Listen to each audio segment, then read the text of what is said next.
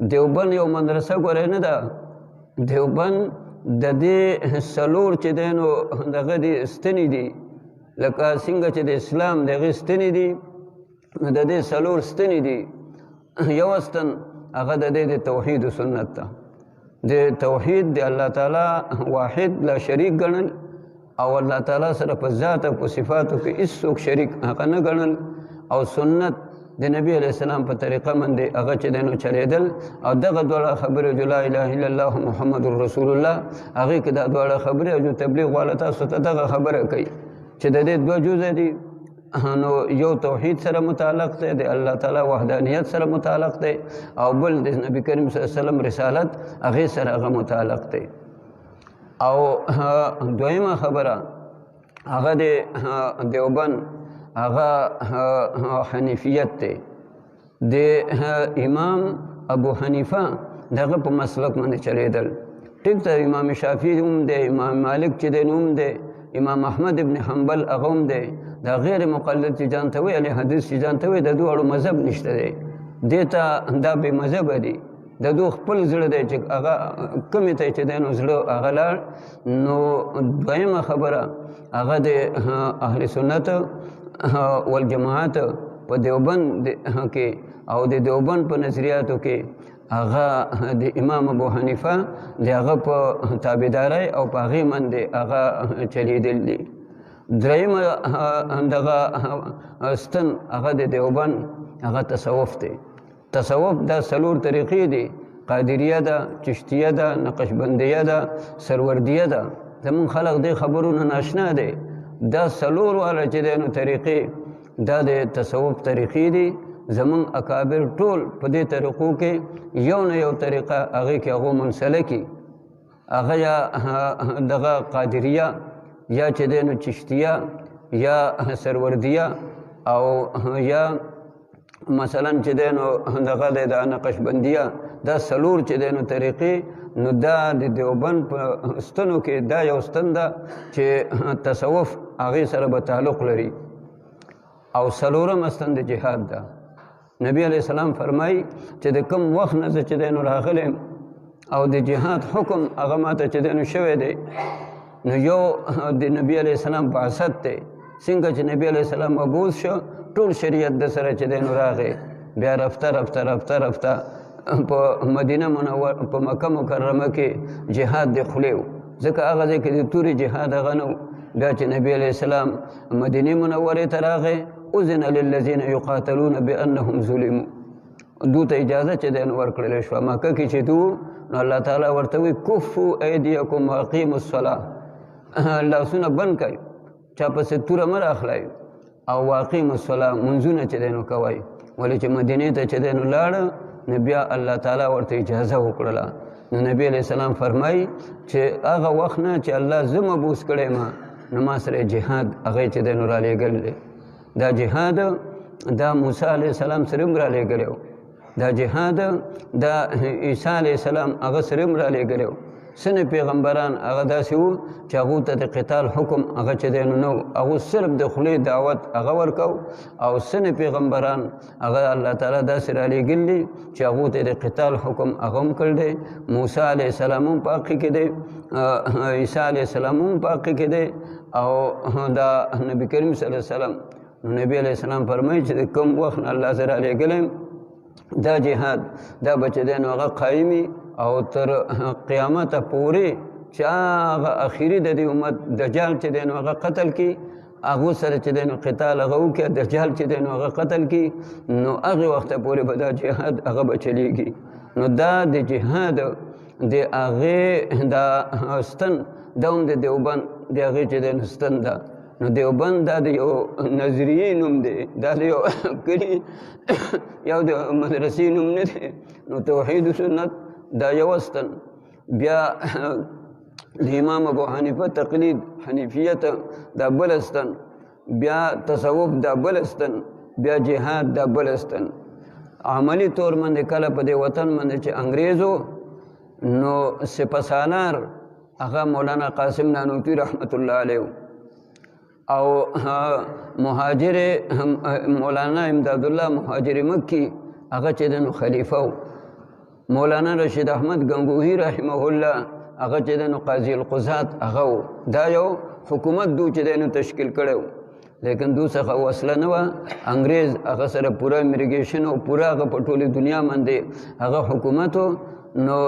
په شاملي میدان دا د دیوبند او د سهارنپور په منځ کې یو ځای دی په هغه ځای کې د دوی سخته معرکه وشوه نو دا مجاهدین هغه پکې ډېر چې دی نو هغه شهیدان شله نو د هغې نه بیا خلق هغه ویرېد چې د انګریزانو سره وسلې دي جیلونه دي او خلق هغه چې دی نو پانسي کوي او په سولی باندې هغه چې دی نو خیجي نو خلق ویرېده نو د مولانا قاسم نانوتوي رحمت الله علیه او نور علماء مشوره وکړله چې داسې اوس کوو چې مدارسو له زور ورکوو دوله به اوس مونږه بوزغلی چې دی نو تیارو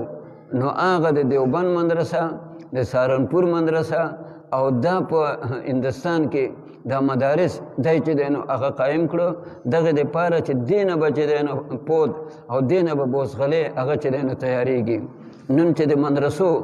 دا حکومتونه دشمنان دي یورپ چې دی هغه دشمن دی هغو ته چې دی نو دا پته ده چې د دې مدرسو بنیاد په څه بنیاد باندې چې دی نو مشرانو هغه ایښی دا خو زمونږ خلاف یو پود او زمونږ خلاف یو بوزغلی تیارېږي او بل طرف ته هغه خبره د لارډ میکالې هغه هم خلقو ته یاده ده چې هغه وایي چې موږ به د سکولونو په ذریعه د کالجونو او یونیورسټو په ذریعه باندې داسې بوزغلی چې دی نو تیارو چې هغو به هندوستانیان هغو به ځان ته چې دی نو افغانیان وایي هغو به ځان ته چې دی نو هر نوم هغه چې ږدي خو نظریه به یې چې دی نو د انګریزي نظریه به یې چې دی نو زمونږ وي نو دا دوه طبقې دي یو طرف ته د انګریز د هغه د نظریې د هغې بوزغلی دی بل طرف ته د اسلام د هغې د نظریې بوزغلی دی د دې دا مطلب نه دی چې څوک کالج یا یونیورسټي وایي هغه ګڼي داسې دي ولې هغو اول د دیوبند مقابله کې د علیګړ د هغې چې دی نو کالج د هغې بنیاد یې ښه چې د دیوبند بنیاد هغه مولانا قاسم نانوتوي رحمت الله علیه کې ښه نو د سر سید احمد د هغه چې دی نو په مشرۍ کې هغې کې هغو د علیګړ چې دی نو بنیاد هغه کې ښه دا سر سید احمد دا او مولانا قاسم نانوتوي رحمت الله علیه دا د یو استاد شاګردان دي د دوی د استاد نوم دی مولانا مملوک علي دا د یو استاد شاګردان دي لیکن یو د لارډ میکالې د هغه چې دی نو نماینده دی او بل هغه د انګریز خلاف او د کافرو خلاف د بوزغلي تیارولو د هغې دپاره دا دیوبند دا کوم تبلیغي جماعت چې دی دې سره چې سبق نشي ویلی مدرسو ته نشي راتلی دې سره ځان هغه وتړی د دوی چې کوم هغه طریقه ده هغه چې دی نو هغه د دیوبند د هغې طریقه ده مولانا الیاس رحمت الله علیه دا مشران ټول دا دیوبندیانو دا کوم چې د دیوبند د هغې چې دی نو طریقه ده دا د تبلیغي جماعت د مشرانو دا دیوبندیان دي دې سره ځان وتړی بیا دقه شان چې کله الیکشن چې دی نو راشي نو کوم چې د دیوبند د نظریې والا هغه خلقي تاسو د دې ذموار نه یې چې په پاکستان کې د اسلامي قانون راشي تاسو د دې چې دی نو ذموار یې لکه څنګه چې ابراهیم علیه السلام هغه ورته مشهوره خبره ده کربوړي هغه هم پوکې وولې او تورنه کې هغې هم چې دی نو یو قطره اوبه چې دی نو راوړدي د تورنه کې چې دی نو په هغه اوبو سره هغې سره هغه اور نه مړ کېده او د کربوړي په هغه پوکي سره هغه اور زیاتېده نه ولې متل دی هغو خپل نیتونه ښولي تاسو په هغه وخت کې چې الیکشن راشي کوم چې د علماء دیوبند د هغه ترجماني کوم چې د علماء دیوبند د هغه چې دی نو ټیکټ یې ورڅخه عقله ووټ ورکوئ ستاسو غاړه به خلاصېږي تاسو د دې ذموار چې دی نو هغه نه یې چې هغه د ممبر کېږي او هغه د چې دی نو اسمبلی کې ستاسو خبره کوي ستاسو یې دقه هم ده نو دې علماو سره د دیوبند نظریاتو والو سره دې سره ځان هغه وتړی نو بیا د کوم دعاګانې چې دي نو نبی علیه السلام وایي تاسو به هغې دعاګانې به تاسو ته چې دی نو هغه رسي نو الله دې موږ ټولو د عمل کولو توفیق راکړي په دې وخت سره ډېرې غټې فتنې دي ګوره موږ خو صرف نوکرو ته ګورو یا موږ صرف هغه ترقیاتي کارونو ته ګورو دا نن چې کوم طریقه هغه د یورپ دا غواړي چې زما په وطن کې چې ازادي ده زما په وطن کې چې کومه معاشره ده لکه مسلمانان چې غواړي چې زمونږ کوم معاشره ده دا د په ټولې دنیا شي، نو یورپ هغه هم دقه شان هغه چې دی نو هغه غواړي چې زمونږ هغه چې کومه معاشره ده دا ټولې دنیا کې شي. نو د حقوق انساني په نوم باندې ښځې د هغو جلوسونه به وکاږي، مظاهرې به وکاږي، هغه د مسلمانانو کور کې هغه پیدا چې نه کوي، هغه وایي میری جان میری مرضي، زما ځان او زما مرضي، که زه چېرته لاړم که چېرته رالم، چا سره کښېنم چا سره چې دی نه پاسم. دا هغه چې دی ناره ده چې یوروپ والا وایي. نو ګوره د هغې تاسو کله کله اخبار چې دی نو ګورئ چې دغې وجونه جرایم څو زیات شوي دي، څو د ښځو مرګونه او څو طلاق هغه چې دی نو واقع کېږي. دا د دقې وجې نه چې هغه ازادي هغه چې دی نو د ښځې هغه غواړي او دې وطن کې هغه ماحول نشته، لیکن دا به سونی 15 کاله بني 10 کاله بني، اخر هغه معاشره هغه دې وطن ته هغه به هم راشي. نو دلته هر حکومت هغه چې راځي نو هغو له چې د بار امداد ورکوي، امریکا او نور یورپ هغه امداد ورکوي، نو هغه په خاصو خاصو شعبو کې ورکوي. نو هغو سن امداد داسې ورکوي چې دا امداد خو تعالی موږ راکوو، ولې ګورې ته به